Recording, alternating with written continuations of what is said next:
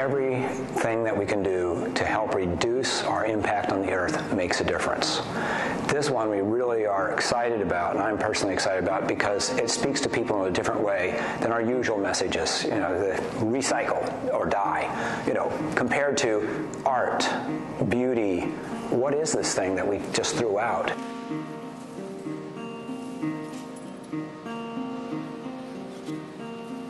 We were really excited when Recology came to our area because I had always known about how progressive Recology was, about diverting as much waste as possible. And so when they came to our region, Crackpots heard about them, we got especially excited because we knew that they have this long-going artist-in-residence program. So we contacted each other and wanted to start something like that here in the Portland area. So within a matter of months, we were actually able to get together, create a plan, and start our own program. The Pacific Northwest Art Program is a collaboration between Recology, Crackpots, and Metro, and it's based on the Artist-in-Residence program at Recology San Francisco, which has been in existence since 1990. The founder of our program, Jo Hansen, was an environmentalist, an activist, and an artist herself, and she visited our facility, and when she saw all the materials out here, she thought it would be a perfect place for artists to have access so that they could scavenge materials and create artwork. She pitched the idea to our managers, and we worked closely with the Department of the Environment. Our upper management is very supportive of any kind of outreach and education that we can do to help the public recycle more, compost more. The Pacific Northwest Arts Program is important to our operation here at Metro Central Station and really throughout the region because it further drives or generates the public awareness that is necessary for waste recovery. Well, I think ultimately what we're trying to do is to reduce waste. In the past year, we've hauled approximately 12,200 loads of trash to the landfill, 150 miles away. Each load weighs about 34 tons, so that's a lot of garbage. I think it may be a real wake-up call for many members of the public when they see the items that are pulled out of our waste stream and reused. The selection process was interesting. We had to form a jurying committee, and we wanted representatives from all of our organizations. So we had 2 from Metro, 2 from Crackpots, 2 from Recology, and then we had a representative for the Regional Arts and Culture Council. So we chose 5 artists for the first year. They have approximately 6 months to glean and to get all the materials that they need from the transfer station for their art.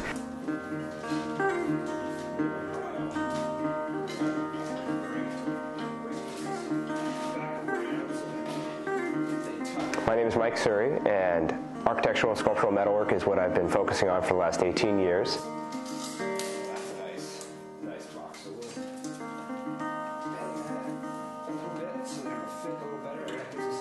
Knowing that I had no idea what I would find at the dump, knowing that I couldn't be specific necessarily about what I was looking for at the dump, I wanted to come up with a process that I could put the material through to produce results that I hoped in the end would lend themselves to becoming beautiful objects.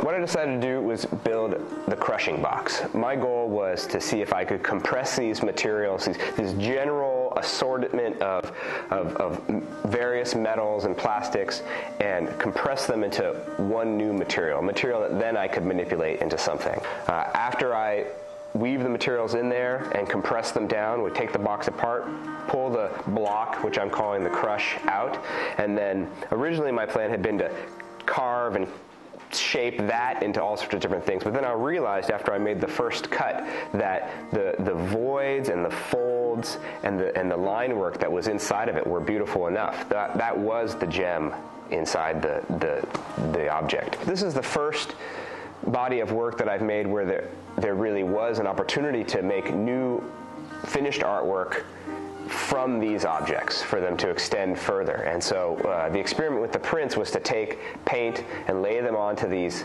crushed surfaces, these sliced surfaces, and use that to create impressions on paper that then would lend themselves to interesting, intricate line work. This particular one is also a gorilla shoving unit. I feel confident that the work will be visually interesting enough to give people pause to take a moment and look at it. My hope is that during that pause, they might actually then start to look deeper into the work, and not only in terms of like, well, what is actually in this crush? What objects went into this that folded and formed and made these lines? But that during that pause, there then becomes an opportunity for conversation about the larger question of consumption and how we use things. My name is Leslie Vigent, and my background is in painting, and I recently got my master's in applied craft and design. For the Pacific Northwest Art Program, I'm working on a series of collages. I applied to PNAP because it ran really parallel with my master's thesis project. And also, I've always kind of been a scrounger and a scrapper for materials, so it just seemed like an awesome opportunity to go find odd things. In terms of changing my views about consumption, I think that, like I said, I've always been a scrapper, or I don't know if that's even a real term, but somebody that takes odd materials and does something with them. I just wouldn't have thought the dump was an option, basically, and now I really understand there's just a wealth of materials there that can be used. Having access to these materials has changed my work already. I was trained, basically, I got my bachelor's in painting. It was really traditional.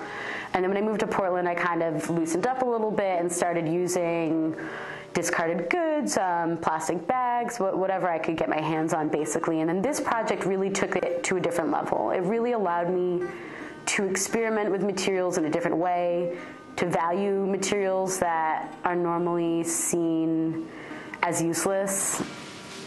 I found a series of photographs. One of my first days, I found just a bag of photographs, and I've just been going back on the hunt ever since. I rarely paint strangers. This other relationship forms with this person that doesn't even exist to my knowledge. I feel like sometimes there's a stigma against art that's trash art, or like there's all these kind of terms. People don't just call it art. It's recycle art, it's trash art, it's garbage art, or whatever. There's always this kind of thing in front of it. And I'm trying to take that thing away with this project. My name is Ben Dye, and I'm with Crackpots on the board and the Pacific Northwest Sculptors Guild. My background is commercial diving. I have 25 years in underwater construction and problem solving and heavy construction, so I have a tendency to work large. I have a couple of pieces completed. I did an eagle out of a stainless steel barbecue. I'm going to do a handful out of metal, which is very comfortable for me, and then I am going to try to get uncomfortable and work in some plastics. Maybe I did build a plastic forming machine. I also have some black plastic planter pots that I'm going to try to utilize in this segmented style. The most common thing that I've found in the transfer station are plastic short-term usable items. There's a trend, you can kind of see a pattern in that style. Plastic, throwaway, 2-week lifespan items. My name is Jen Fuller. I'm a glass artist, and I was first introduced to my medium 2.5 years ago when walking into a local glass company here in Portland, and fell head over heels in love with glass and its capabilities. I was really struck by the cohesiveness between glass and humanity, in that they're both very fragile and transparent entities. And I really sought to start to describe both the human condition and emotions in kiln-form glass.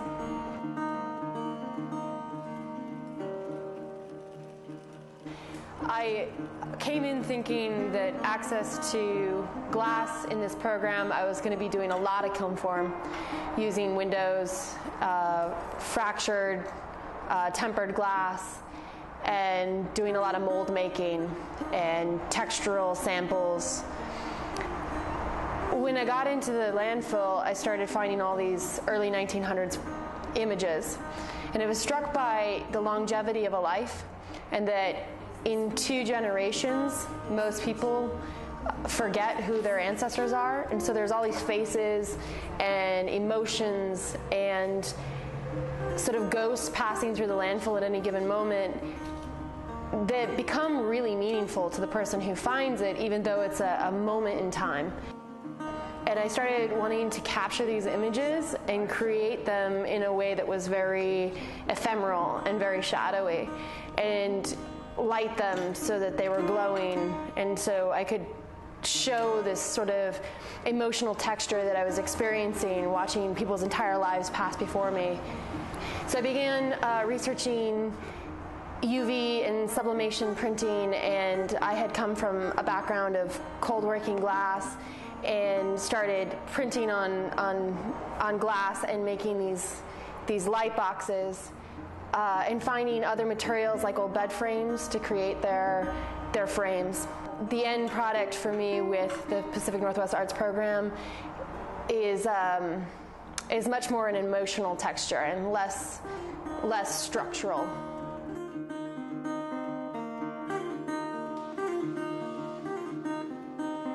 So my name is William Martin Reel III. I go every Saturday. I show up around 1, 2 o'clock. I kind of relax a little bit before I go in there because I usually drink too much coffee. I applied to the program because it fit me pretty much 100%. Prior to, I had heard about it in San Francisco, and I knew, I was kind of, I thought, oh, wow, that sounds kind of neat, but prior to that, I was doing a lot of dumpster diving, finding a lot of free stuff. When I moved out here from the East Coast, available materials was pretty amazing. One thing that it did do for me was I really got into plastic and its existence on the planet. And I started doing a lot of internet research on plastic and then the floating islands of plastic that supposedly exist in oceans around the world. Some pretty interesting people kind of doing the same thing, researching it, trying to figure out what is there. And there's a lot of people doing a lot of creative stuff with junk.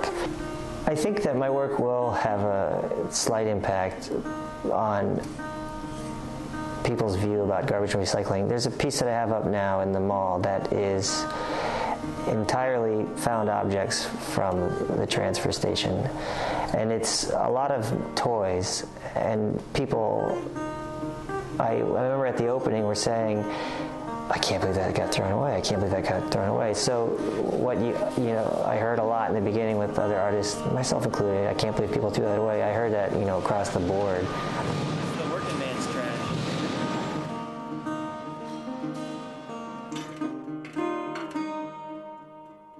Our goal is to help educate and elevate people's thinking about recycling, about their waste, and start looking at it a totally new and different way.